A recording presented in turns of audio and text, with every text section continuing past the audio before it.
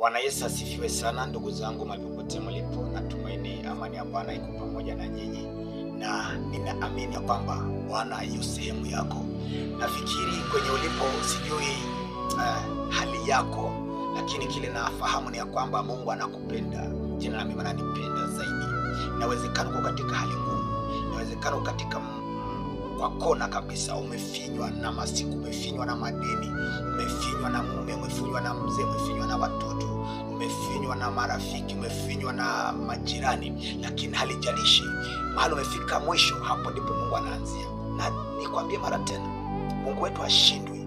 Yule Mungu ambayo aliingia katika shimo na Daniel akatoka akiwa hai, yule Mungu aliyoingia pamoja na Shadraka, Meshaki na Abednego wakatoka akiwa hai kwa tanuru la moto, nataka kutangazia kwamba huyo Mungu baada ya kuhai na kazi zake bado zinaonekana. Ni kweli unaweza ona ya kwamba ni kama kwako basi hayupo, ni kwema kweli kwako haonekani, lakini yupo. Wana wa Israeli walifika kipindi kama hicho ambacho nakipitia, wakasema mbele hatuoni kwenye tunaenda, kwa maana tunaona ya kwamba ni bahari nyekundu. Nyuma hatuoni kwenye tunaweza rudi, kwa maana tunaona Farao na jeshi lake limetufuata. Kushoto kulia tunaona milima mrefu sana, hatuwezi ona mahali ambapo tunaweza enda. Je, tutaenda wapi? Walipofika pale wakamlilia Musa. Musa naye akamlilia Mungu, na Mungu akamjibu Musa, ambia watu hivi. Ukisoma kitabu cha Kutoka chapter 14 verse 14, Musa akaambiwa na Mungu hivi, ambia hao watu wakae kimya.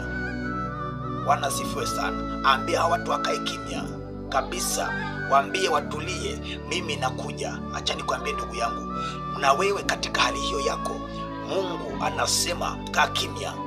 Fanya maombi ya kimya, acha watu wasisikie kelele yako, hata watu wasijue ni nini na kushambulia. Uombe Mungu, kwa maana anakuja kujibu. Kama vile Mungu alionekana kwa hao wana wa Israeli wakiwa katika bahari nyekundu, Mungu akatengeneza njia, wakapita.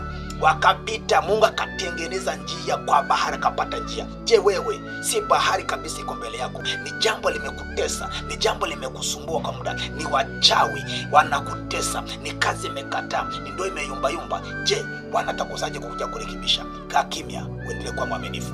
Bwana amesema kama vile ameambia wana wa Israeli, akaambia Musa, waambie wakae kimya, mimi nakuja. Kweli Bwana amekuja, wakapita kwenye ardhi kavu, na ni sehemu ambayo ilikuwa na bahari.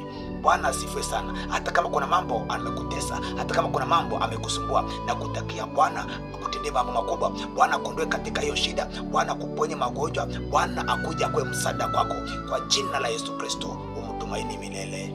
Amen. Amen.